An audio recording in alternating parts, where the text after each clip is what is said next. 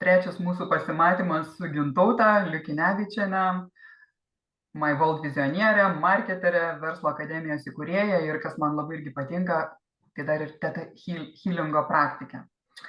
Tai labas Gintaute. Labas Žaneta, labas rytas visiems.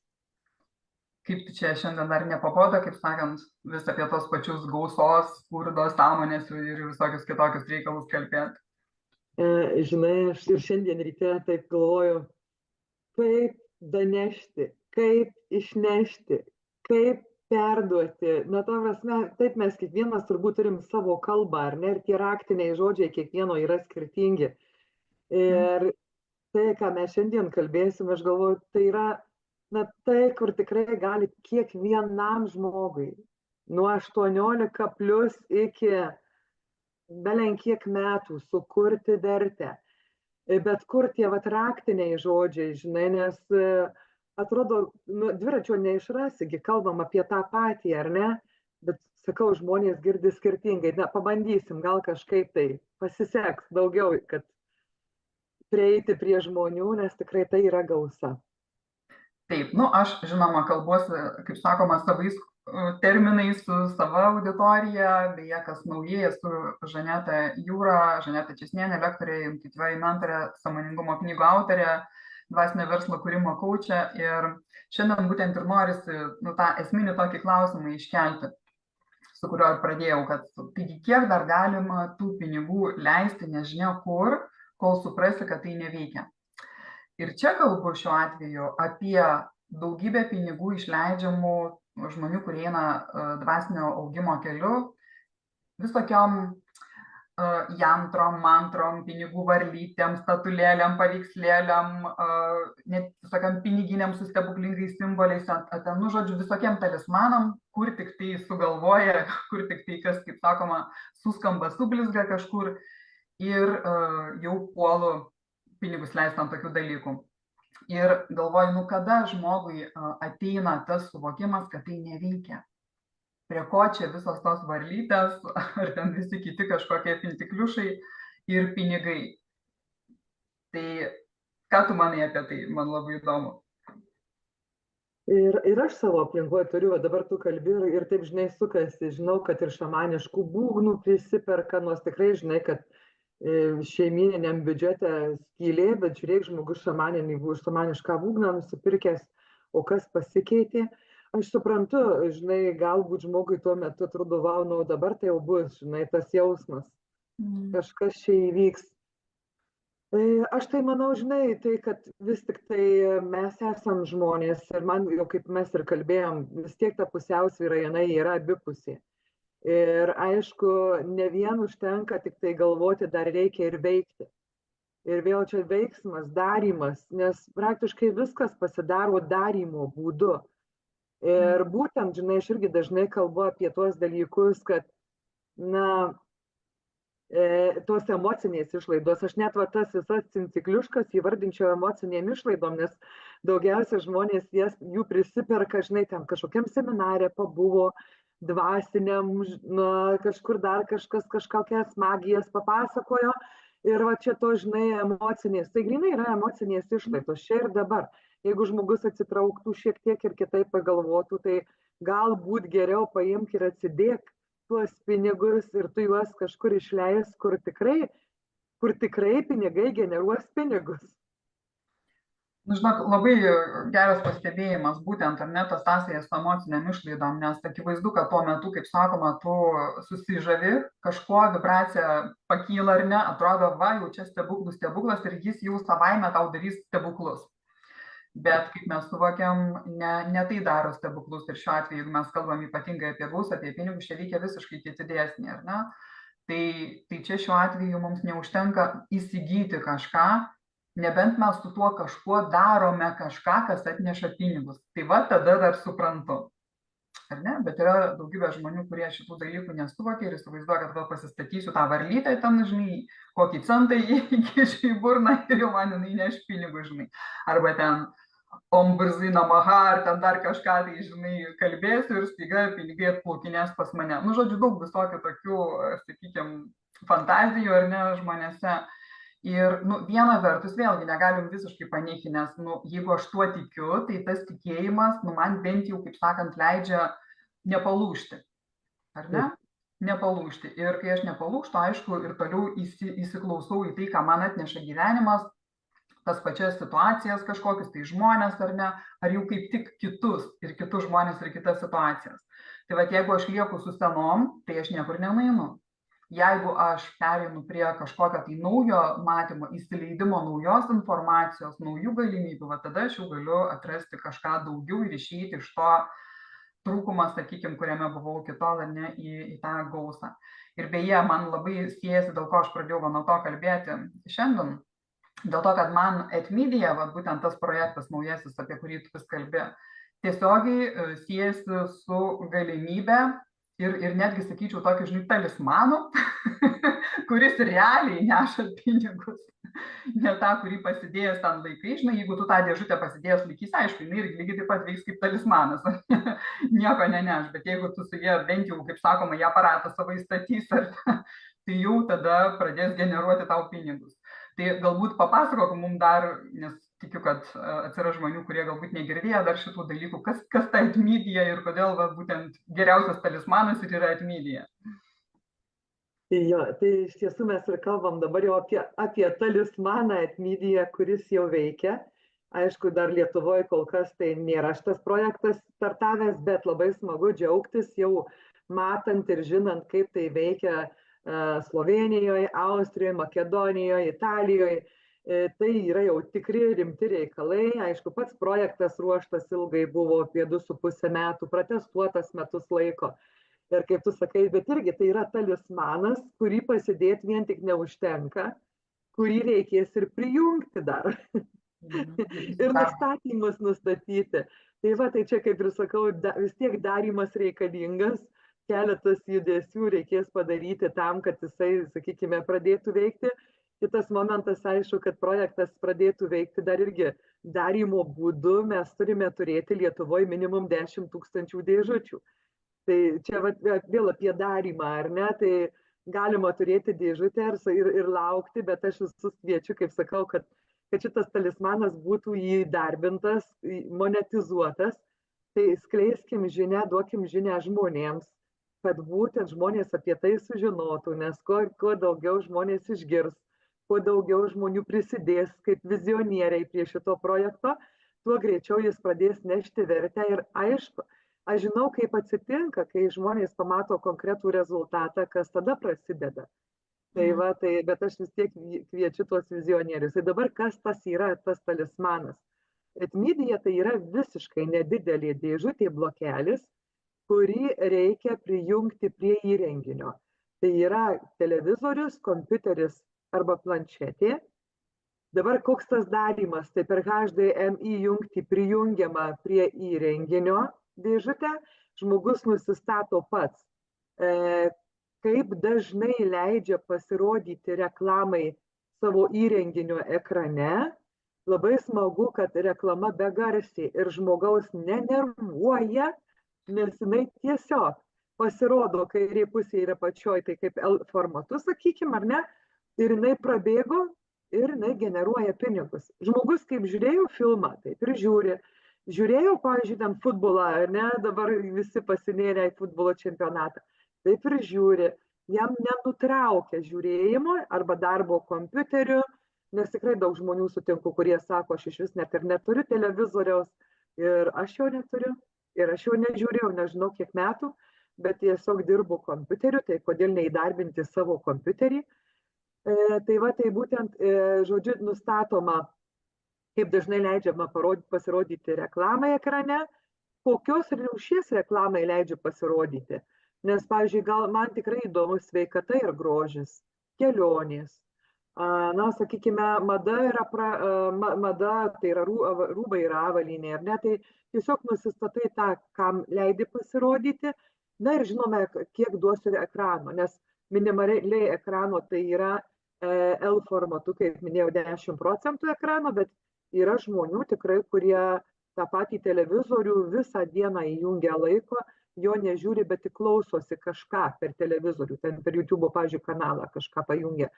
Tai galima net ir 90% duoti reklamai ekrano ir aišku, nuo to priklauso, kaip dažnai pasirodys reklama ir kokią dalį ekrano jau užims, nuo to priklausys dienos pabaigoje gauta žinutė, kur bus parodyta, kiek tu uždirbai.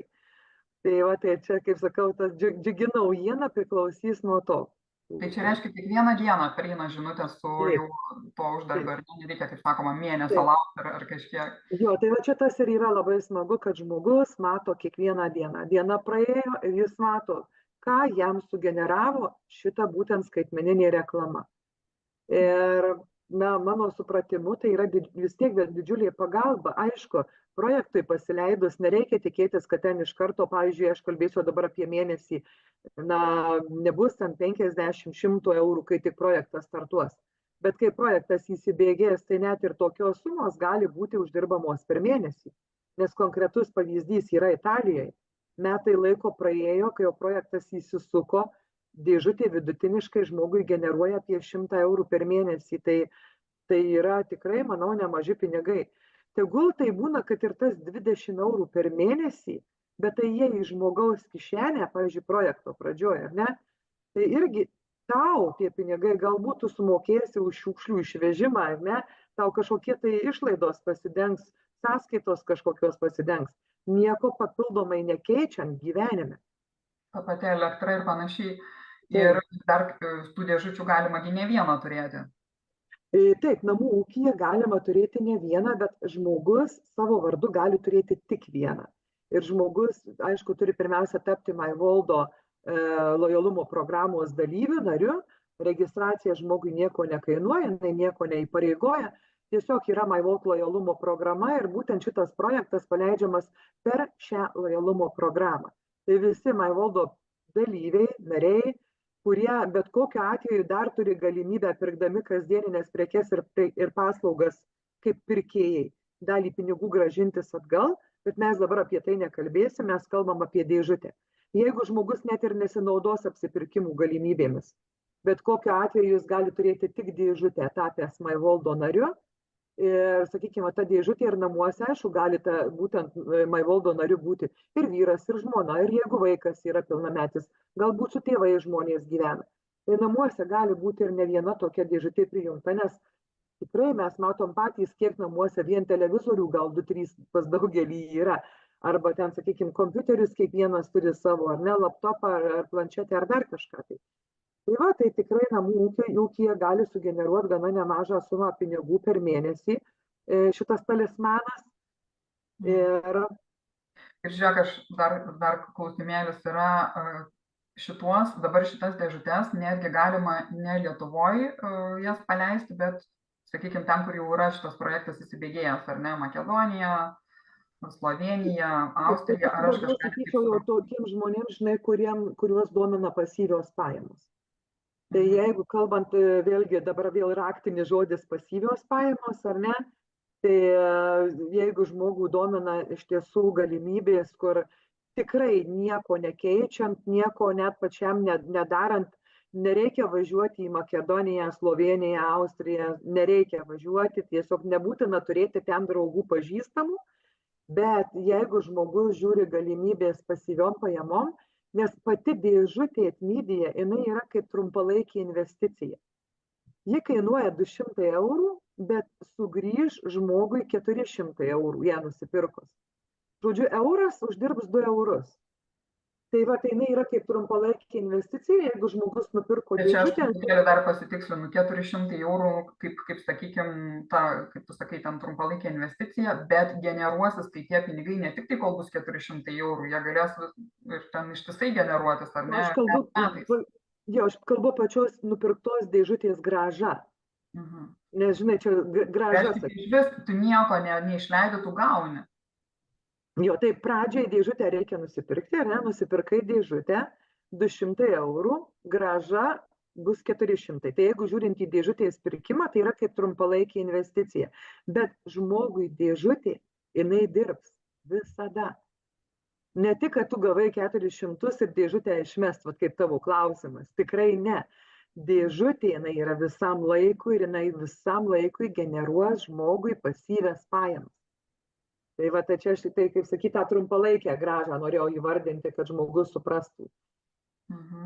Čia dabar dar ir klausimą vieną žiūriu. Labas tiem, kas čia prisijungėt, kaip fainai, kaip smagu ir netgi klausimą turim. Tai dėl Norvegijos klausimų Jūratė sako, ar galima prijungti dėžutę Norvegijoje? Tai va, šituo atveju, pačioj Norvegijoje projektas dar kaip ir Lietuvoje, jis dar neveikia. Bet Norvegijoje gyvenantis žmogus, jis gali nusipirkęs dėžutę. Nu, sakykime, tas žmogus užsiregistravo Norvegijoje kaip MyVoldo pirkėjas, ar ne? Tada, aišku, jisai tampa dar marketerio statusą turi įgyti, jeigu jis nori turėti pasyvias pajamas. Ir šitai nėra kažkokios tai kainos ar mokesčio, tu gali tiesiog prisiregistruoti nemokamai, ar ne?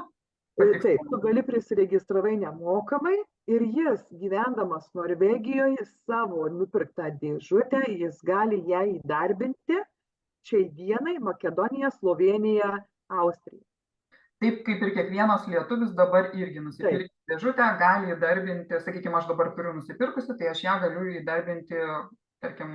Tu Lietuvoje, aš Airijoje, mano ID, pavyzdžiui, airiškas. Aš nusipirku dėžutę, gyvendama Airijoje, aš ją taip pat jau galiu įdarbinti. Ir aišku, aš kodėl 2 metai Lietuvoje, todėl kad tikrai bet kokiu atveju Lietuva, tai yra mano kraštas, mano draugai, mano pažįstami, giminaičiai ir taip toliau. Tai va, šitą projekto jo vertę, aš tikrai apie patį projektą, aš jį seku nuo pat pradžių ir tas momentas, kada lankiausi netgi būtent įmonėje, kuri šitą projektą paleidinėjo, kaip sakau, nuo kūdikystės, nuo užgimimo projekto idėjos, aš žinau šitą visą istoriją projekto ir čia būtent man norisi žinoma, kad Lietuvoje jisai būtų taip pat kuo greičiau, pačioj Lietuvoje. Nežiūrint į tai, kad Lietuvoje gyvenantis gali įdarbinti dėžutę kitose šalyse, bet kodėl dar man Lietuva labai svarbu? Yra dar tai, kad ir verslams tai didžiulė pagalba. Nes net ir smulkusis bei vidutinis verslas galės čia nusipirkti savo reklamą. Nes mes žinom, kad ypač smulkieji verslai, jie neįperka reklamos televizijoje. Čia ir verslams superinis reklaminis kanalas, kuris tikrai prieinamas. Tai va, tai čia vertė yra ne tik žmogui, bet vertė ir verslui. Nes mes žinom, kas dabar vyksta, ar ne, ir ekonominė krizė, ir verslams, kiek daug verslų ir užsidaro. Žodžiu, tai yra didžiulė pagalba, kad, na, palaikyti verslus, būtent per šitą reklaminį kanalą. Tai va, bet vėlgi dar kartą grįžtu prie to, kad, pavyzdžiui, aš Airijoje, bet aš savo dėžutę, aš ją įdarbinti galiu bet kurioje šalyje, kur jau šitas projektas veikia. Ar tik vieną dėžutę gali įdarbinti, ar daug dėžučių gali įdarbinti? Dabar šitas tavo klausimas jau yra žmogui tam, kuris žiūri daugiau kaip į biznį. Nes dabar žiūrėk, kad nesuvelti. Aš, žinai, kaip į tai žiūriu, kaip į pasyvias pajamas. Čia dabar aš apie biznį galbūt net nekalbu. Man tiesiog pasyvias pajamas įdomu. Jeigu aš užsiperku dėžučių, tarkim, nuimkim 10, 20, nesvarbu, kiek ten būtų, ir aš jas deleguoju ten į kažkokią tai šalį, kurioje jau projektas veikia, aš gaunu pajamas jau nuo tų dėžučių, man nereikia laukti, kol Lietuvoje pajungs. Taip suprantu, ar ne? Tu gali turėti pasyvias pajamas ne nuo vienos dėžutės. Apie tai aš kalbėsiu plačiau pirmadienį, 8 valandą būtent susitikime, kadangi, žinai, šiandien yra dar ir rytas, šiandien yra mūsų trumpas laivas, taip galima įdarbinti. Man bent jau tai labai, man jau tai bent jau labai įdomu, nes, supranti, verslas, pavyzdžiui, aš gal verslo nenoriu daryti, gal man tokia mintis, sakykime, aš kaip žiūrovas būdamas ar ne, klausydamas šitą, man aš verslo nenoriu, bet aš pasyvių pajamų noriu. Tai va, tai čia reiškia yra ne tik tai kaip verslui, bet ir kaip pasyviam pajamom. Ar aš būtinai jau turiu verslą kažkokį tai... Žiūrėk, truputėlį paskaidykim, yra 3 variantai. 3 variantai. Vienas variantas, kai žmogus turės savo dėžutę, pavyzdžiui, Lietuvoje, ir prisijungs prie savo įrenginio. Ne? Kiekvieną dieną generuojami pinigai jam, tai tam žmogui, kuris turi talismaną savo namuose. Jį prijungi prie televizoriaus, kompiuterio ar planšetės. Bet šitas talismanas veiks tada, kai jau, pavyzdžiui, Lietuvoje projektas startuos. Vienas momentas. Antras momentas, ką aš paminėjau apie biznius, verslus, ne? Kai Lietuvoje pasileis projektas, Lietuvos bizniai galės save reklamuoti. Supratau. Taip, jie turės savo vertę. Ir trečias momentas yra žmonėms, kuriuos domina pasyvios pajamos. Ne nuo vienos dėžutės. Bet žmogus žiūri globaliai ir nori susikurti savo pasyvias pajamas. Ir ne 20 eurų, ne 50 eurų per mėnesį, bet ženkliai daugiau. Tai yra tai, ką tu dabar paminėjai. Dėžutės toks žmogus gali įdarbinti ir kitose šalyse, ir jis gali įdarbinti ne vieną dėžutę. Liuks. Ar aiškiau? Man va čia aš tą ir norėjau suvokti, ir čia, žinai, būtinai aš turiu kažkur kažką jau dirbti, daryti, verslauti ir taip toliau, ar aš galiu tiesiog įdarbinti, kaip tu sakai, ar ne, tas dėžutės kitose šalyse ir gauti pasyvias pajamas. Nu, man tada atrodo, kad čia, nežinau, čia iš vis lobiai. Lobiai tada. Taip, žinai, man kas patinka, nes iš tiesų kalbėkime apie tą patį finansinį raštingumą. Jauni žmonės dabar, jie yra finansiškai raštingi.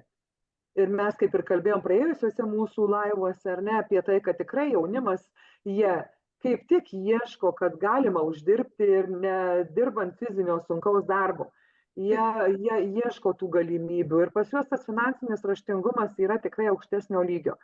Mano karta, sakykime, žmonės, su finansiniu raštingumu tikrai yra sudėtingiau, nes tikrai mūsų mokykloje niekas nemokino. Ir ne kiekvienas žmogus išmano, sakykime, tą pačią rinką akcijų arba kriptovaliutų. Ne kiekvienas supranta tą patį, jeigu, sakykime, kalbant apie nekilnojamas turtas. Taip, tai yra investavimas, bet ir tai tu turi išmanyti ir turėti didelę sumą pinigų, jeigu kalbant apie nekilnojamą turtą ar ne, iš kurio tu gali uždirbti. Tai va čia pirmiausia pradėkim nuo to, kad nereikia finansinio raštingumo, nes tai yra, kaip mes sakom, įdarbinti talismanai, ar ne, prijungtos dėžutės uždirba. Rizikos jokios, nes grąža grįžta nuo skaitmeninės reklamos. Tai taip, kad čia nereikia išmanyti nieko, tiesiog turiu dėžutę, aš ją kaip trumpalaikę investiciją įdarbinau, viskas. Jinai generuoja pinigus ir generuos ateityje. Tai rizika nulis, finansinio raštingumo kažkokio ypatingo tikrai nereikia. Viskas. Ir dar tiesa, tai, kad iš tiesų, būtent kalbant, jeigu apie daugelį dalykų investavimų, reikalingas pradinis kapitalas didelis. Čia, netgi jeigu ir tam pačiam pasyvui, ar ne, tai tas pradinis kapitalas yra 200 eurų. Vienos dėžutės, bet kiek nu nori prisipirkti, tiek tu atitinkamai jau ten su dėžučiu gali nusipirkti ir investuoti. Nu, super. Nu, žinok, man tai patinka. Man tokie talismanai patinka, nes realiai, ar ne, tai yra tai, kas iš tiesų ir vertę neša ir tau asmeniškai, ir apskritai visai visumai netgi prisideda prie visos visumos, kas labai svarbu. Taip, ir žinai, būtent tas momentas dar vėl, jeigu galvojant apie vyresnius, sakykime, apie seniorus.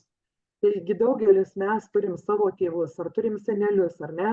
Ir tikrai dažnai būna gimtadienis. O ką aš galiu padovanoti, kai, pavyzdžiui, tas vyresnis žmogus, jisai turi visko.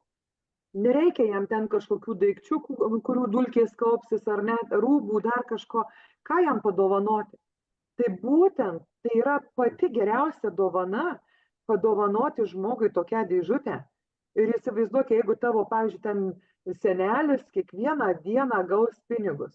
Jeigu jam per mėnesį sugrįž, imkim pradžiuotą 20, paskui galbūt 50, paskui ateityje gal net ir 100 eurų, kiekvieną mėnesį pareis žmogui į jo kišenę, tai didžiulė pagalba prie pensijos. Nuostabu, aš tai irgi savo sūnus jau, žinai, galvoju, man 18 vienam, tai jau paeisim, dovanosim. Pat, pavyzdžiui, dabar mano irgi krikšto dukros gimtadienis, sakiau, aš jai sakau, tavo krikštamotė šiek tiek vaikelį pakvaišus, bet aš noriu padovanoti tau dovaną, kuri tau visą gyvenimą generuos pinigus. Tai Va, va, tai irgi lygiai tą patį padariau, aišku, aš dar fiziškai dėžutės neturiu, nes į Lietuvą parvažiuosiu jos tada, kai jau bus surinkta 10 000, bet aš jau jai padovanojau, nes, nu, galima tai padaryti. Ir talismaną rasti jau. dar neturint dėžutės, jo Talismaną. talismanas jau.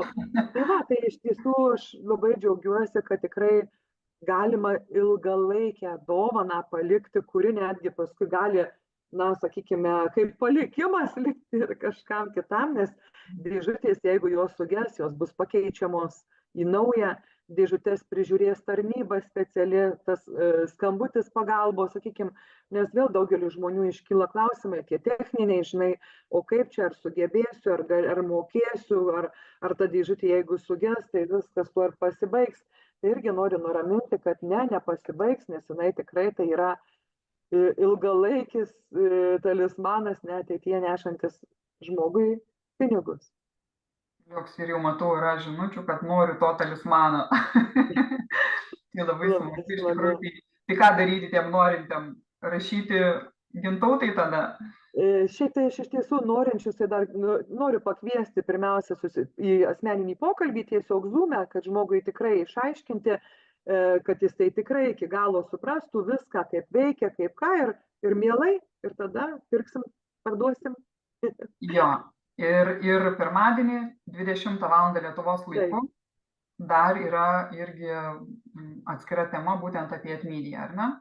Taip, ir mes užtruksim apie 30-40 minučių Zoom'as, įkelsim po šiuo mūsų live video nuorodą, ne nuorodą įkelsim renginį ir tie žmonės, kurie norės prisijungti, asmeniškai išsiųsime, pažymėkite renginyje, kad noriu, kad dalyvausiu ir gausite asmeniškai nuorodą Zoom'o prisijungimui į patį renginį.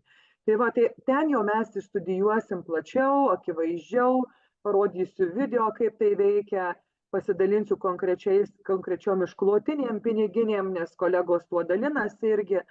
Tai va, tai tiesiog plačiau. Ir aišku, aš visada žmogų kviečiu irgi ir į asmeninius pokalbius, nes, žinai, man patinka, kai žmogus priima sprendimą, suprasdamas, ką jis perka, ką jisai turi padaryti, pirkdamas ir kada jam grįž grąža ir kiek jam grįž. Tai va, kai žmogui visą tai aišku, kaip sakau, va tada viskas puiku ir sandoris įvyksta. Tai aš rami, kad žmogus supranta, ne tai, kad nusipirkau varlytę, ne, ir ne, čia ne varlytė, čia norisi, kad tikrai žmogus, žinau, priėmiau sprendimą ir esu laimingas. Tai va, man šitie 3 žingsniai. Labai nuostabu. Tai va, etmydija iš tiesų bent jau dar kartą užsitvirtinam, ar ne, kad tai yra geriausias pinigų talismanas ir iš tikrųjų, kurio vieta kiekvienose namuose, nuo studentų iki senjorų. Taip. Ir labai puikia dovana, jeigu dar net nežinote. Ta dovana, kuri neša pinigus ir galimybės tiem žmonėm, kuriems tai dovanojat ir netgi jums. Bet apie šitą dalyką papasakosiu pirmadienį Gintautą 20 val. Tai kviečiam prisijungti. Ačiū Gintauta. Ačiū tau už galimybę dar šitą žinią dalinti su žmonėmis, nes tikrai kuo daugiau žmonių žinos apie tai, kuo daugiau žmonių pasigilins į šitą informaciją, na tiesiog kažkaip sakau, tuo daugiau žmonių padarysim laimingesnės, nes bet kokiu atveju kalbėkim, kad pinigai vis tiek jie motyvuoja, pinigai reikalingi. Nes gyvenimas, mes esam žmonės, vis tiek ateina sąskaitos, reikia gyventi, reikia, na, tai yra ant to pastatytas pasaulis ir mes negalim paneigti materijos. Tai yra natūralu ir normalu, tai va, aš tą ir noriu žiniai išnešti, kad neišlaidaukit, va, kaip sakė, emociniam pirkiniam, va, tiem visiems žaisliukam, nu, jie beverčiai dalykai, nu, gerai, gražu tam kartui. O kas iš to pinigai išleistų, tai geriau jau investuokite į tai, kas iš tiesų neša tos pinigus, kurių jūs taip ir laukiate. Tai va, matau, kad yra ir norinčių prisijungti ir pirmadienį, tai žodžiu, super. Iki greito, ačiū Gintauta. Gražaus savaitgalio ir ką? Gražių švenčių. Pirmadienį 8 val. Gražios šventės. Taip, eisim himną giedoti šį vakarą. Jo. Tai ką, visiems ačiū, ate ir iki kito karto Gintauta. Iki kito karto, iki greito.